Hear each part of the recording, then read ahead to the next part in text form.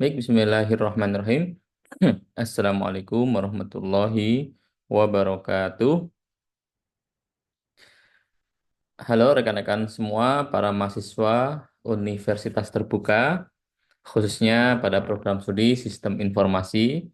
Pada pertemuan ke-6 kali ini, atau melalui video singkat ini, kita akan membahas topik baru, yaitu mengenai konsep dasar basis data ataupun database, atau orang lebih mengenal adalah basis data. Dan di sini kita akan mengkaji mengenai bagaimana sebuah database ini dapat berjalan ataupun pondasinya ataupun dasar-dasarnya di dalam sebuah database.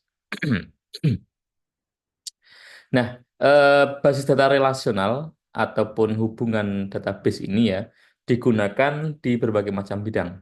Mulai dari kita mengenal database itu digunakan untuk kesehatan, untuk pendidikan, dan nantinya juga bisa mengatur bagaimana sebuah basis data itu untuk menyimpan sebuah informasi, bisa mengatur, bisa mengolah data dengan efektif. Dan mari kita pahami secara detail terkait dengan basis data itu dan juga relasional itu bisa bekerja dengan baik dan mengapa itu sangat penting sekali untuk dunia teknologi informasi.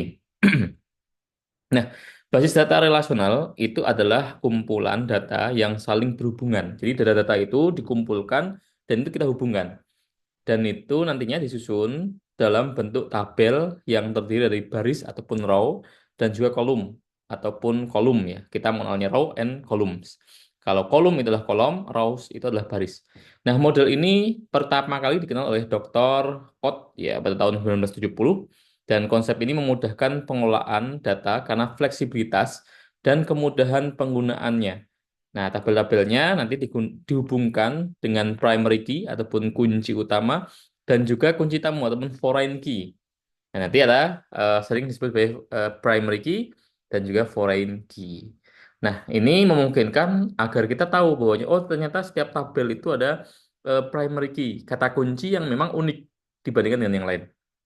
Nah, untuk komponen-komponennya, nanti rekan-rekan semua bisa melihat apa itu tabel, bisa mengkaji apa itu kolom, apa itu baris, apa itu primary key, dan juga apa itu foreign key. Dan keduanya ini sangat berbeda.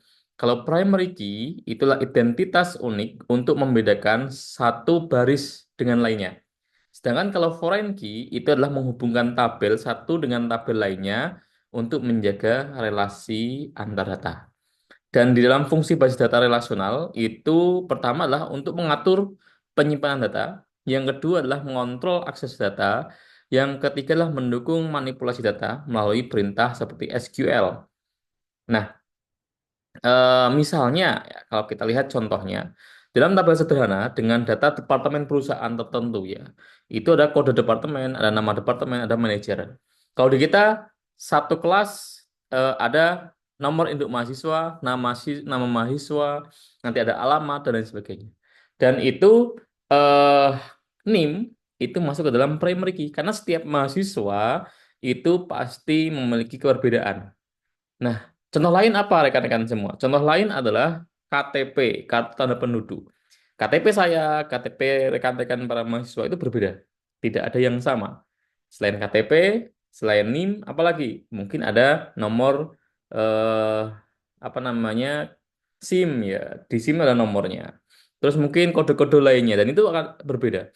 Kalau nama mungkin setiap orang mungkin bisa sama. Contoh Nur Wahid Abdul Majid. Mungkin ada lagi yang namanya sama, gitu kan. Atau nama lain Ahmad, Ahmad banyak sekali, gitu kan.